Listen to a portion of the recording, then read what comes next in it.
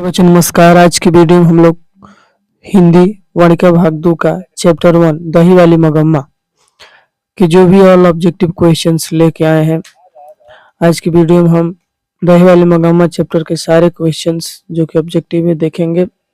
चलिए क्वेश्चंस की शुरुआत करते हैं बच्चों। हमारा पहला क्वेश्चन है कि मगम्मा किस भाषा की कहानी है? कन्नड़, हिंदी, उड़िया, तेलुगु।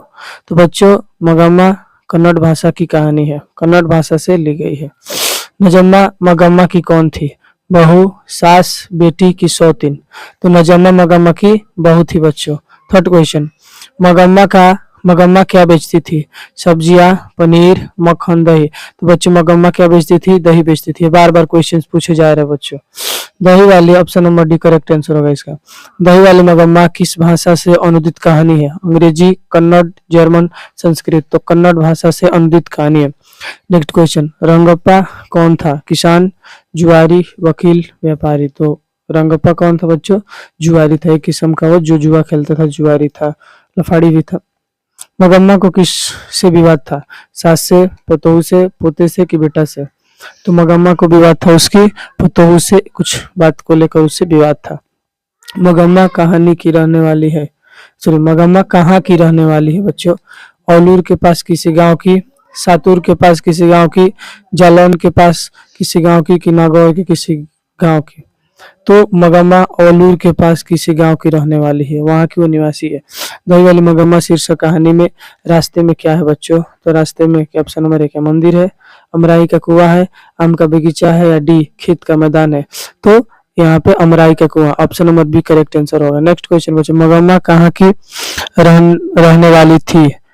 बैरकपुर, वेंकटपुर, इलाहाबाद या मयूरभंज? तो वेंकटपुर बेंगलुरु की रहने वाली थी जो कि औलूर के पास में है। ठीक है। तो श्रीनिवास जी का पूरा नाम क्या है बच्चों? नेक्स्ट क्वेश्चन है, ईश्वर पेटलीकर की मास्ती वेंकटेश अयंगार है, कि सुजाता है, कि सावर दैया है? तो श्रीनिवास जी का पूरा नाम है मास्ती वेंकटेश अयंगार है बच्चों। चलिए बच्चों हम लोग नेक्स्ट क्वेश्चन देख। अगला क्वेश्चन है बच्चों, गांव में जुआरी किस्म का व्यक्ति कौन था? गांव में जुआरी किस्म का व्यक्ति कौन था? मगम्मा थी, ए कि रंगप्पा था, कि लक्ष्मी थी, कि पाप्ती थी? तो बच्चों यहाँ पे ऑप्शन नंबर बी रंगप्पा था। शादी के बाद मगम्मा का कौन अपना उससे अलग रहने लगा बच्चों? बेटा, बेटी, चाची कि नानी? तो शादी के बाद मगम्मा से उसका बेटा ही अलग रहने लगा बच्चों। Option number 1 correct answer. चलिए बच्चों, श्रीनिवास जी का जन्म कब हुआ था? 6 जून 1851 ईस्वी, 12 जून 1892 ईस्वी, और 6 नवंबर 1866 ईस्वी, की 18 मार्च 1992 ईस्वी? तो बच्चों श्रीनिवास जी का जन्म हुआ था 6 जून 1891 ईस्वी में हुआ था। नेक्स्ट क्वेश्चन, दही वाली मगम्मा कहानी कहाँ से संभार ली गई है? कहाँ से कहानी ली गई है बच्चों? कन्नड़ कहानियां से, कि हिंदी कहानियां, मराठी कहानियां, कि तेलुगु कहानियां? तो बच्चों ये कन्नड़ कहानियां। ठीक है। नेक्स्ट क्वेश्चन बच्चों, श्रीनिवास जी को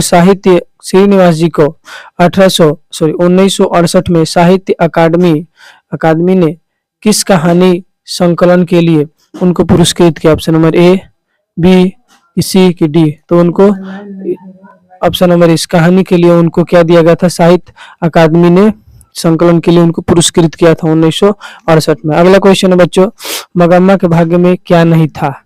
एक अच्छी धोती नहीं थी, कि साड़ी नहीं थी, कि भोजन नहीं था, कि कपड़ा नहीं था? तो बच्चों मगम्मा के भाग्य में एक अच्छा धोती नहीं थी। धोती का मतलब ऐसे कह सकते हैं बच्चों को उसका भाग्य में एक पति नहीं था, उसका एक अच्छा उसका घरवाला नहीं था।